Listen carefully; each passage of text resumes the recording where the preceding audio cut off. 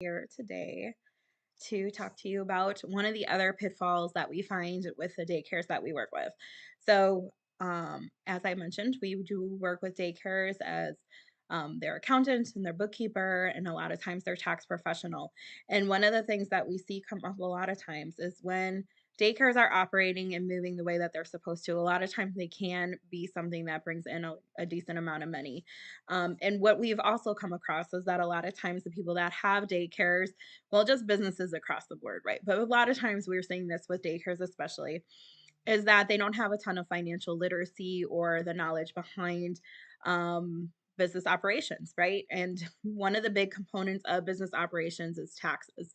So, what happens a lot of times that we've seen is that businesses will bring in a lot of money, they'll have a great net income, but they won't have a lot of that money left over.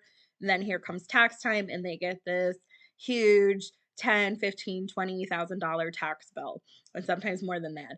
And it can become really overwhelming, especially if this hasn't been the norm for you, if it's the first time that you've had a bill like that, or even, if it's been multiple years and you just know to anticipate that, but you haven't been planning.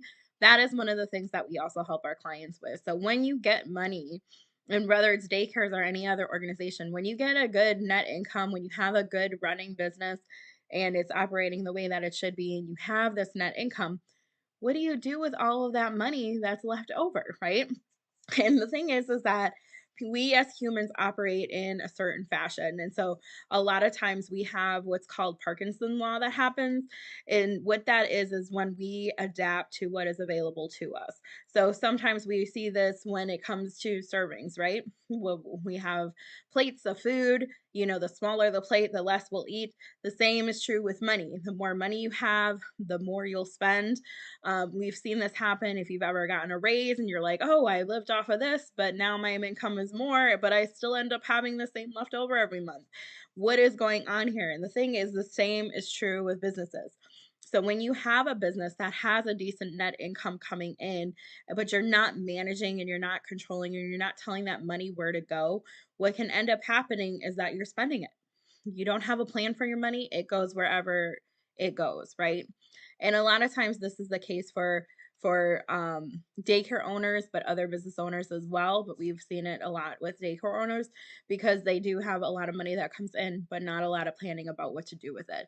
So one of the main things that we encourage our clients to do, and we do this with all of our clients across the board, is part of what we provide them every month is a tax savings amount and a profit savings amount. And now that we're going to be certified, or we are certified profit first, it's going to be transitioning now to a different model with that, with the clients that we have working with profit first. But for all of our clients across the board, whether they've elected to use profit first or not, we provide those two savings amount. And what that does is that helps you to be more proactive. It helps you to strategize about where your money is going, so that you can have a better plan in place. And that's really the goal here, is that we want to make sure that you, as the owner, know where your money is going and that it's going somewhere intentionally. With daycare owners, a lot of times too, is that they're still stuck working in the business. And the truth is that if you want to get out of working in the business, you got to hire more people. So, what does that look like? What I'm really encouraging you to do is that if you are a daycare provider and you've run across this problem, is to sit down and really start to think and strategize with your money. Okay. So if you are, your net income, you should be saving at least 25 to 30% of that, depending on where it's landing. And, make sure that you're talking to your tax professional. Do you have a formal tax plan in place? Are you utilizing the strategies that are available to you? And if not, and you're still paying a huge tax bill every year, then you need to start talking to somebody who knows what they're talking about. Shameless plug, me. Oh, but for real, if you have run across this problem and you don't have a tax preparer that is being proactive on your behalf, reach out to me. I will be more than happy to talk to you about what are some things that you can put in place to save you tax money and start having you be more in control of where your money is going and start planning, right? Because that's one of the other things that business owners typically do not do. What are you doing about retirement? Have you even started to think about it? And what are some of the steps that you're going to take to start changing some of those things? So reach out. I'm here and available. Sidekick Accounting. This is what we do. We want you to conquer your books. We want you to be in control. We want you to feel empowered, and make better data driven decisions.